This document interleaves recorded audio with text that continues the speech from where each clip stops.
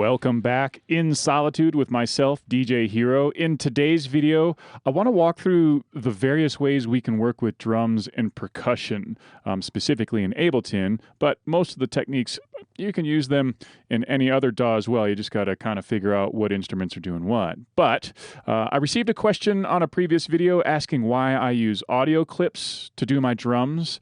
The answer to the question really isn't that cut and dry. Certain sounds I start with audio clips, and other sounds I start with MIDI tracks using Ableton Sampler. But as I get to the final stages of production, I'll typically flatten those MIDI channels down to an audio track. I like to do that because I like to see the waveform, so I can edit it if necessary, remove any tails, transients, clicks, etc. And with certain sounds like subs and kicks, I want to be able to edit them together for mixdown purposes, which if you want to learn more about that, I have 2 videos that walk through that process already up on my channel. So let's dive in. First up, we've got the drum rack. The drum rack is sort of Ableton's version of the MPC, where each of the pads plays a different sound. If you're familiar with the kind of the hardware version of this, you'll know that you can drum it out. A lot of the finger drummers probably enjoy something along these lines. Great if you're the type of artist that likes to play the pattern, because you can just tap the beat out really quick on your drum pads, or if you've got it set up on a keyboard, things like that.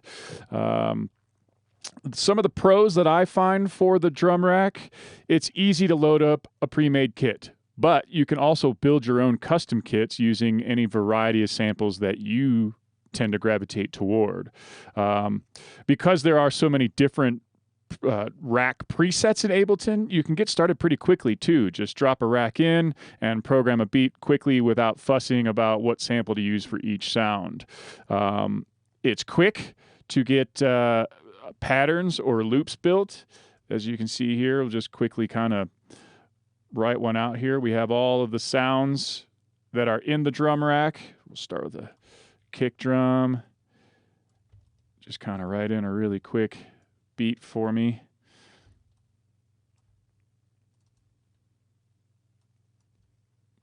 And because everything's already kind of loaded in there, we don't have to kind of switch between a whole bunch of different things. We don't have to waste a whole lot of time getting started. We can just kind of go to town and get a quick little beat written up, which will allow us to get kind of trucking on to the next part of our project. And, you know, we've got our cowbells up here. I'm using the 808 kit. Imagine that, me using an 808 kit.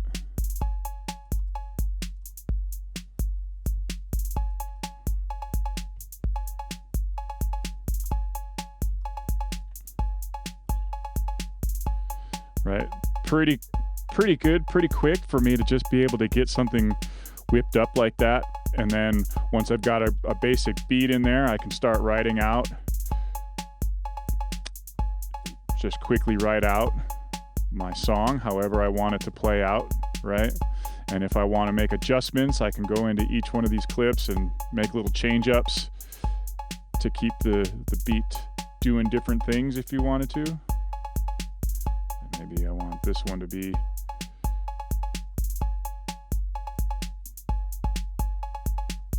all right. So it's pretty handy, pretty convenient for that. The drum rack also groups everything together pretty conveniently. So you have all of the sounds here all mounted up underneath the actual drum rack, and you can put effects on each and every one of these individually so that you can EQ them how you need them to be, add saturation, panning. Gives you just as even or equal hands-on control as any other option would be. What else? If you are a hands-on type of person, the drum rack can be easily routed to some sort of control surface, with either drum pads or keyboard where you can play the beats. Conveniently, if you're a Novation user, the Novation Launch Series has been designed to work natively with Ableton, so it like maps automatically and correctly. You don't have to fuss with it.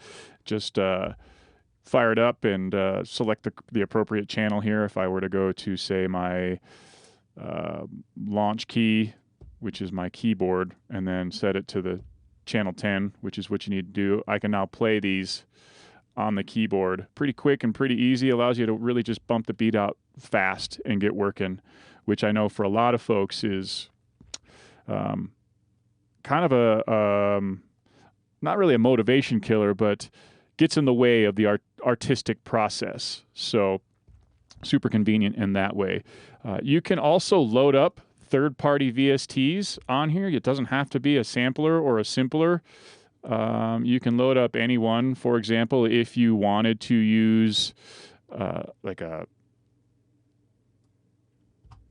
kick sound that's in, say, Serum, I can load up a kick. Here we go. It'll load it right in there, and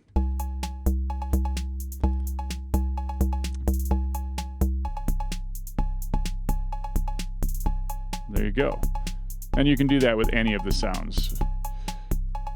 That's also really handy, especially if you've got some presets or patches that you're really fond of, or that you think help define your sound, who you are as an artist. You can use Ableton's Groove Pool to set swing timing for certain sounds without having to really get clever on the piano roll grid. That's pretty handy. I know I was talking to a buddy of mine.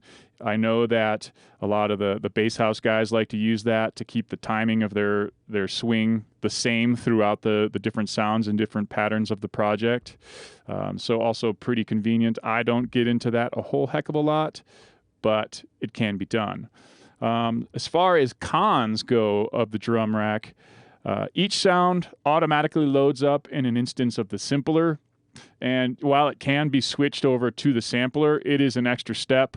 I prefer the sampler because it does give you the ability to switch the root key, right? I can go on the sampler, you just right-click it. Where's it at? Here we go, switch to sampler. And then the beautiful thing here is if I know that the sound actually has a root key, I can switch to that and keep the tone of the sound correct. It is an extra step, obviously not a very difficult extra step, but if we're really just kind of looking to plug and play and get started, and that's something that you need to do each and every time, you just kind of have to accept that. I wish there was a way to kind of create it and set it so that Ableton automatically loaded up the sampler. I suppose if I were to build my own rack from scratch, I could create it automatically with the sampler. I've never tried it, but I bet you could.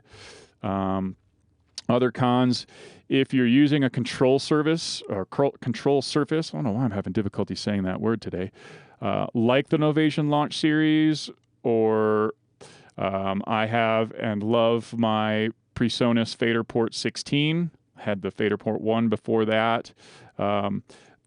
Each of these channels inside the drum rack, none of these volumes map to the control surface.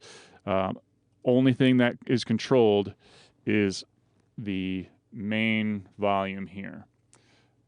It doesn't give you the option to control all of the other channels on the surface. That's sort of tedious. I like to be able to mix with my hands. I like to sit and listen and be able to touch and go, okay, that needs to be a little louder. Maybe it's just the kind of old schooler in me. I like the hardware hands-on approach for that stuff.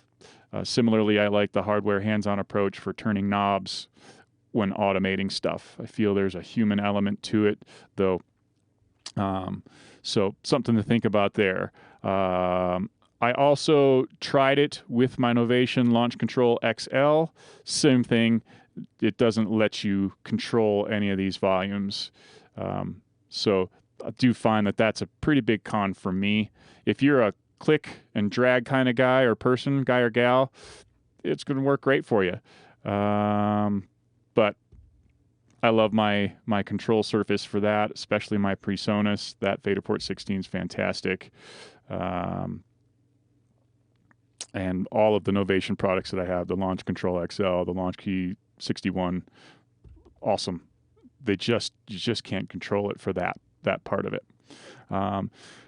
Additionally, another kind of con here, if you want to change the key of a sound, say I wanted to have the kick drum play a higher note, you can't do that in the drum rack. Not that I've found anyway. There's probably a way to do it, loading up zones and different pitched sounds.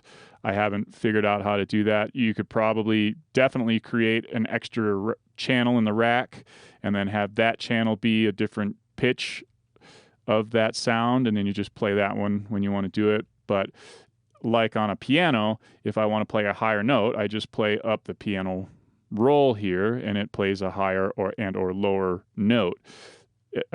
For example, like in Miami bass, that 808 kick, you can't have those higher or lower notes using the drum rack. So big drawback for me on that one. If your drums are pretty static as far as the tone goes, you're a house producer, you're probably not going to run into that. So the drum rack's going to be great for you there. Editing note length can be a bit time consuming. It's sometimes not as simple as shortening the note.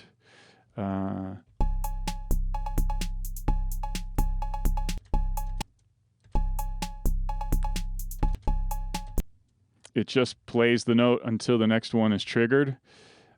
So you have to go into the sample itself and work with the sustain and decay.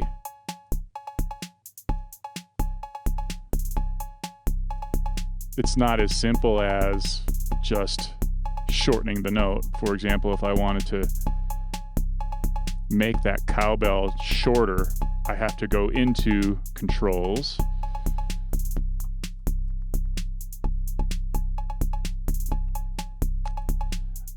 whereas if it were a MIDI clip,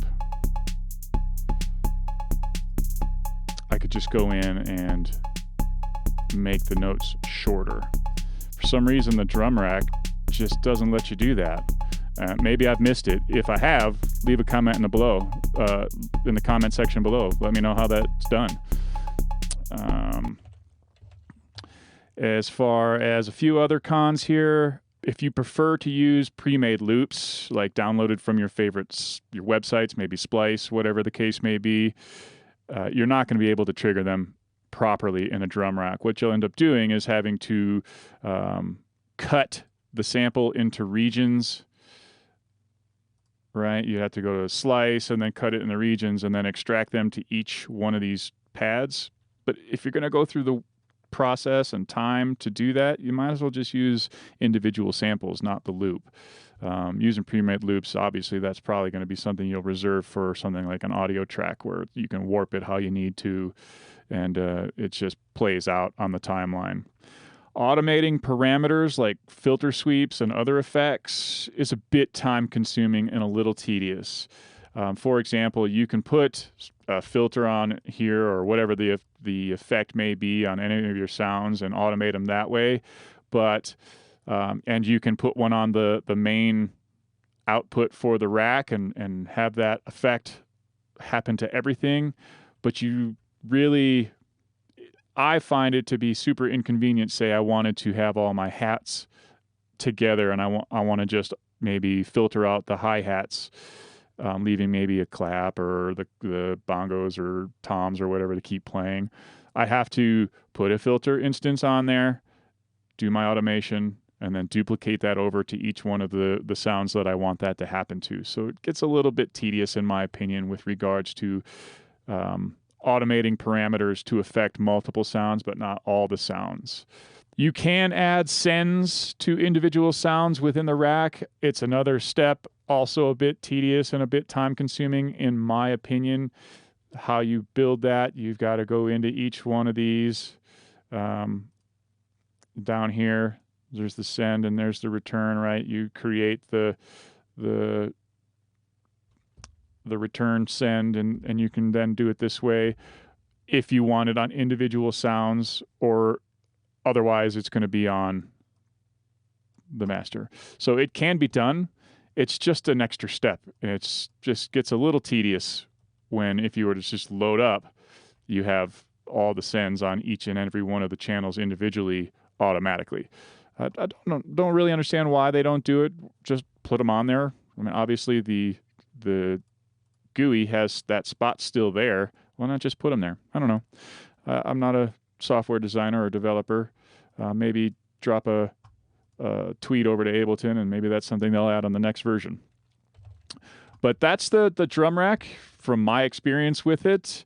I do think it has its advantages. The biggest one being that you can just kind of plug and play. You drop in a rack and start whipping up loops pretty quickly. And before you know it, you've got a quick beat and you're ready to start building the rest of your tune. The next option is the MIDI track. So the MIDI track basically allows you to load an instrument, a VST, sampler, simpler, into the project, and then start controlling or start writing patterns individually, as opposed to one pattern, all the different sounds. So for example here, I've basically recreated the drum rack using all MIDI clips, and each one has its own pattern, which to me, that's the first and foremost biggest pro of using MIDI clips versus the drum rack. You have better or easier control over everything, right? I hear, okay, this is my 808. Okay, well, what's it doing? Perfect. And then I can manipulate that pattern however I need to or want to. Maybe I want an additional note here. Can make that a little bit bigger too, easier to see. These old eyes, they don't see as good as they used to. Right? Maybe we have a clap. And down here, I believe that's my hi-hat.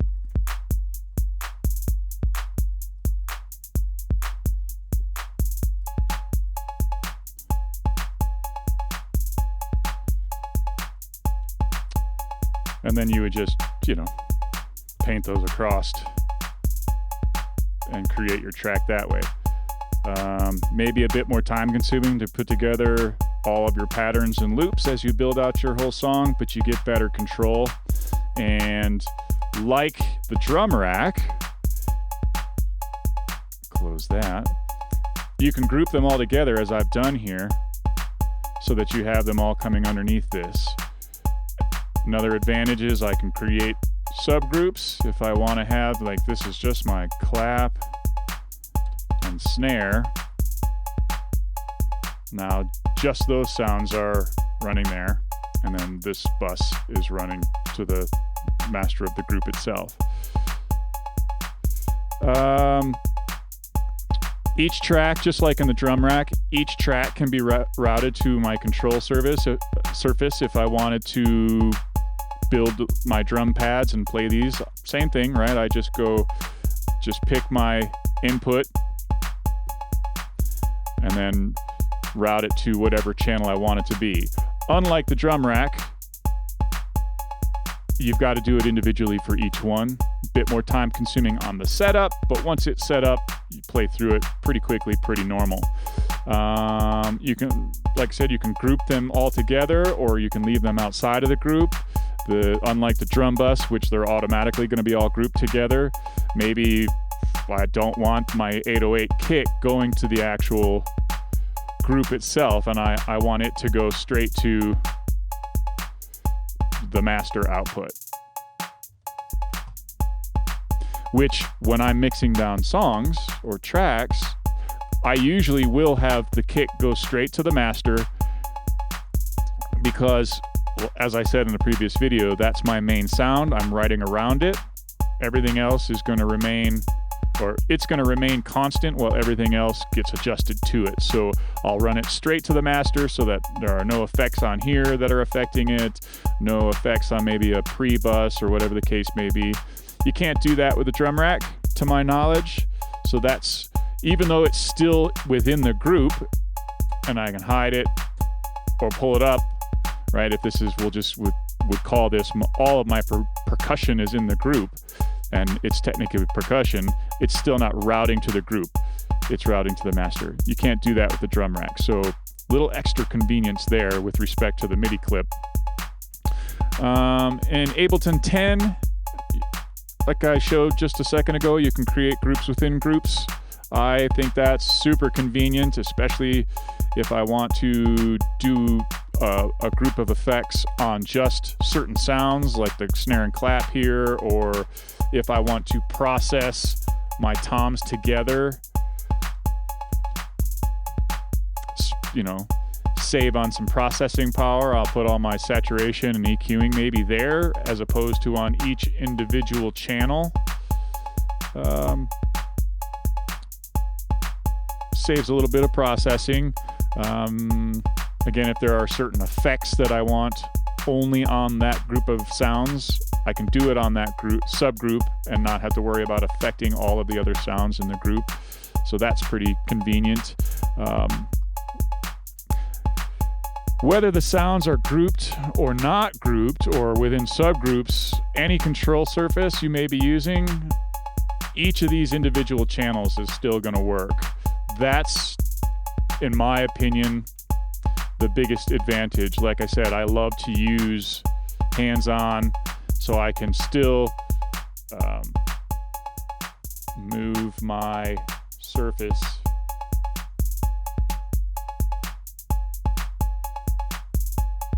no matter what channel, and I still can control them.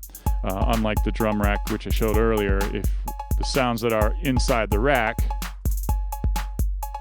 these channels, you can't control them with my fader port or my launch control. That's inconvenient for me because I do like to mix down that way. Because you're using MIDI, it's easy to audition and swap out sounds. Maybe I don't want that 808. I can throw any sound in there. I'll just pick one. Doesn't really matter. There we go. This is a 909. And then, like I said earlier, once I get to the end of the production stage where I have the whole track laid out, everything's produced, and I'm really at the mix down mastering stage, I'll flatten the MIDI channel in my drums, whatever, like the kick, whatever that pattern might be, like this, for example. I'll flatten it, freeze, flatten, and now I can see and I can edit if I need to. That's just the way I work. I think it's more convenient for me. Also, I feel it creates or gives you better control and cleaner sounds. For example, maybe I don't want this kick to cross the clap. I can do that really quickly. Right? If it was a MIDI clip, might not be able to do that as easily. So that's why I do it that way, but I'll start with a MIDI clip just because I want to be able to audition and swap out the samples. I don't, when you're starting a sound or a song, a new track, you'll say, well, I want to use this kick.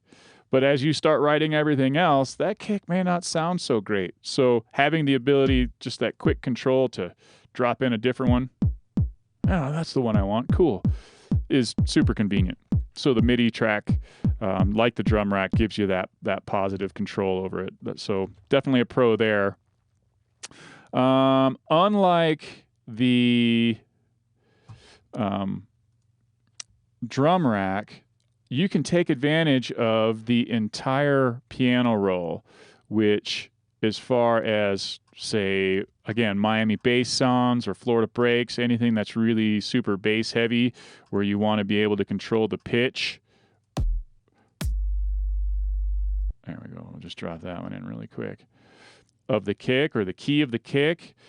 You can't do that in the drum rack. But when you're doing it with an audio clip, or excuse me, a MIDI track, you've got that control. Like if I want this one to be up here,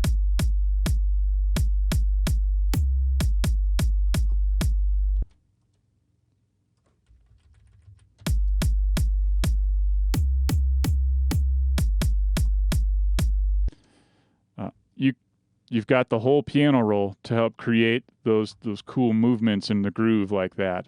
If this were an actual, because I have this sample, which I have in G, it's in the simpler right now. Let's turn it into a sampler, and I'll put that on G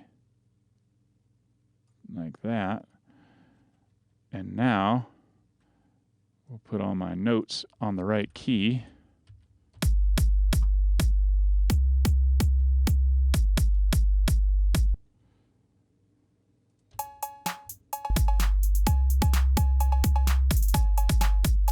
Can't do that in the drum rack. So that's definitely a positive for the MIDI track.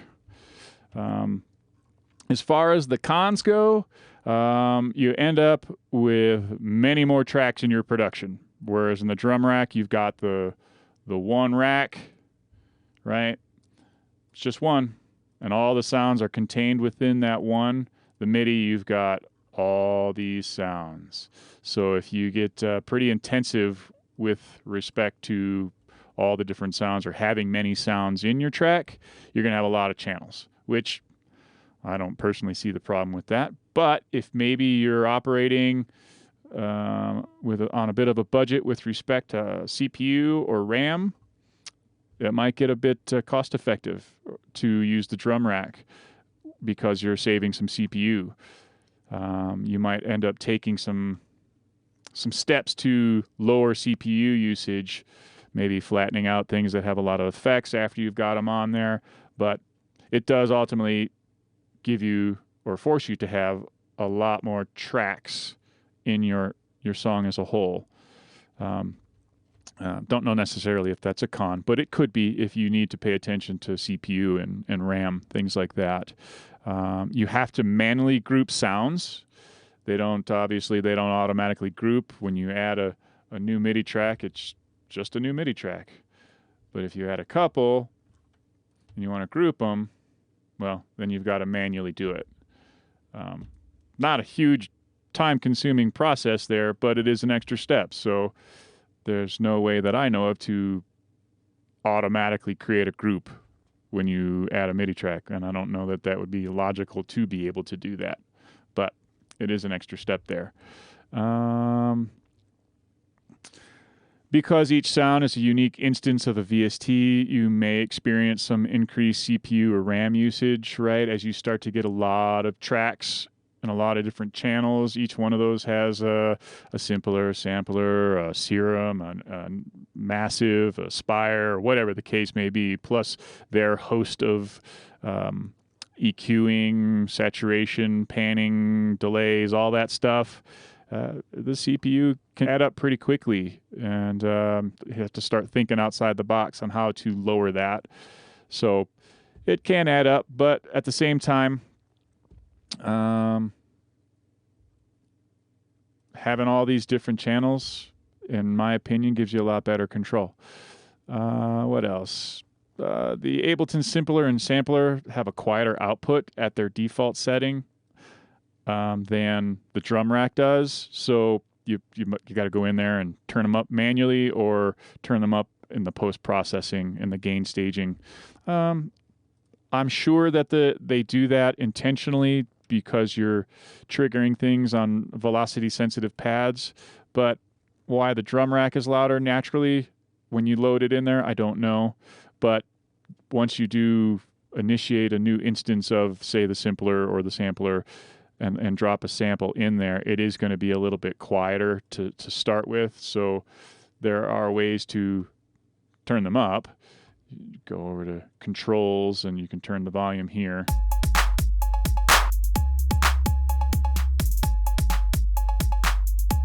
But extra step, or you can gain stage it with effects after the fact if you wanted to. You know, just take the output.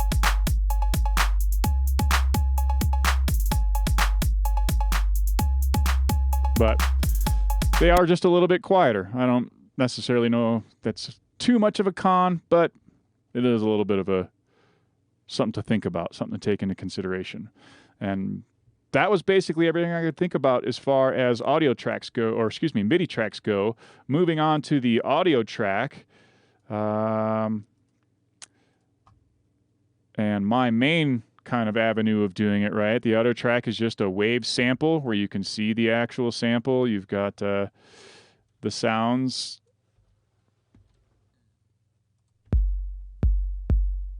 You can see that's my 808. We've got my clap, and see that.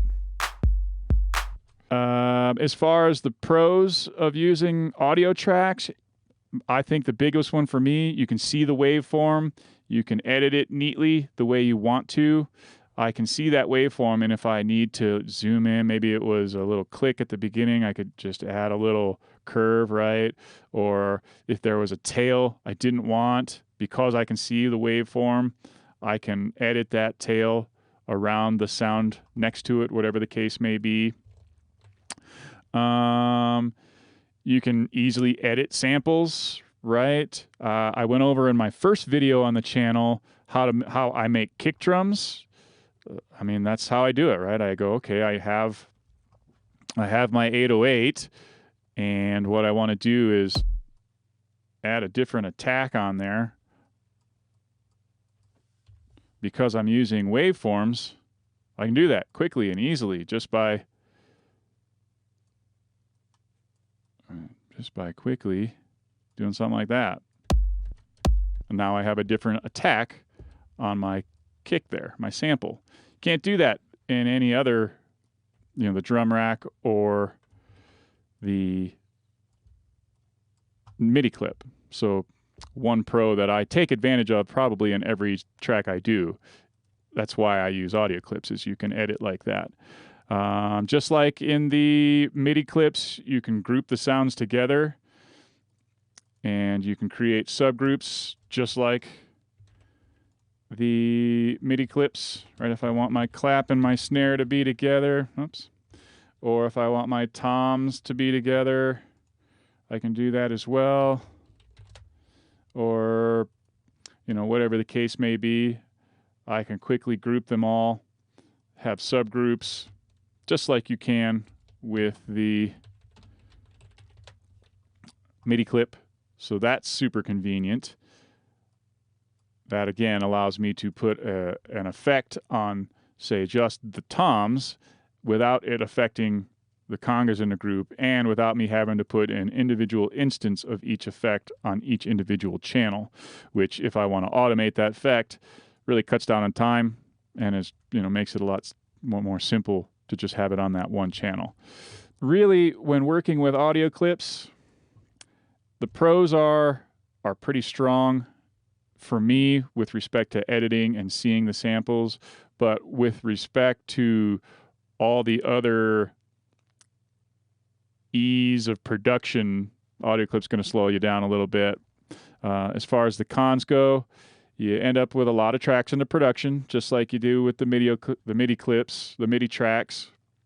You see you have one for each sound. Again, unlike the drum rack, which is just the one rack, you have all these different channels.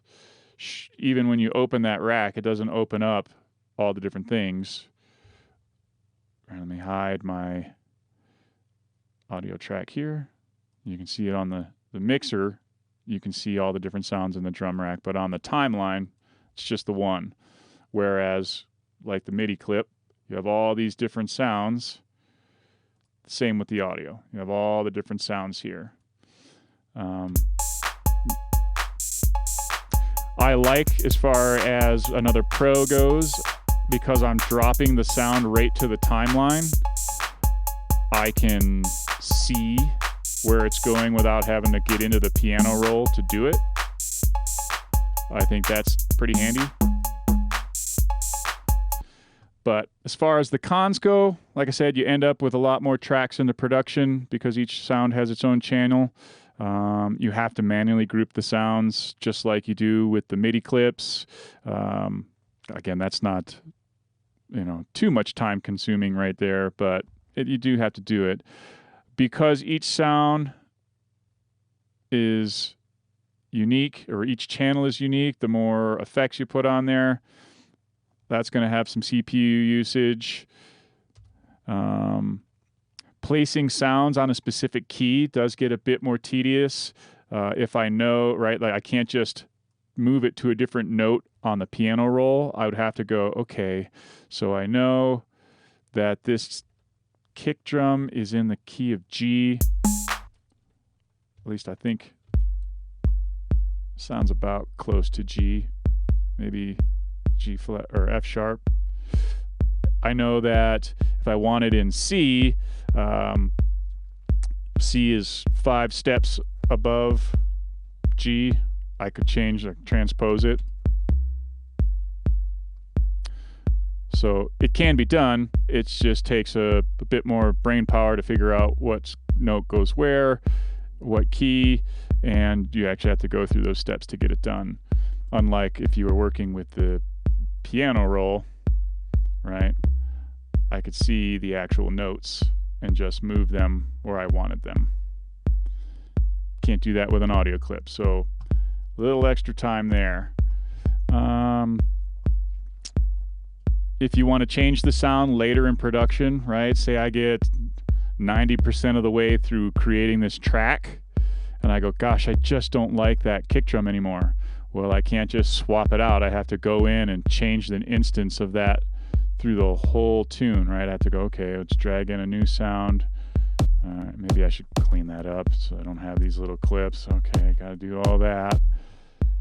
There's this one, and this one, and this one. Now imagine you have a 3, 4, 5 minute song laid out. You got to do that for all of them. So definitely a con there, which is why when I'm making a track, I'll start with a MIDI, and then when I know that's the sound I want, I'll flatten and freeze it, or freeze it and flatten it down to an audio clip when I'm certain it's where I want it to be. Big con, if you like to play your sounds using, some sort of control surface or MIDI controller, you can't do that with an audio clip. I can't trigger it by pressing keys or pads. It just doesn't work. So if you're the hands-on kind of player, an audio clip isn't going to be the way you want to go. But that basically sums up the drum rack, the MIDI track, and the audio clip. A few miscellaneous things. If you're using either MIDI or audio tracks, you can mix and match the groups. You don't have to have all the audio tracks or all the tracks in the group go to that particular group. For example, right, I have all these sounds under one group, but let's say I want the kick going somewhere else. You can route them to anywhere you want. That's pretty convenient. You can't do that with the drum rack. If you like playing your beats, the drum rack probably going to be the best option for you, just because it does neatly load it up into a pad, especially if you're using some sort of controller that's native to your DAW. Like I said, the Novation Launch Series was designed specifically for Ableton, so it loads up and everything is mapped the way it needs to be in order for it to be kind of just quick drop, plug and play. You're ready to push out, play out, and hammer out your beats. I think it's easier to see what a sound is doing amongst all the sounds playing at the same time when they're either a MIDI track or an audio track, simply because you have individual tracks. If your whole song is laid out in the drum rack, it's kind of difficult to see what each of these. What's this line again? I don't remember what this line is. So then you got to pull up your piano roll. Oh, that's my closed hat, and you can't solo it quickly.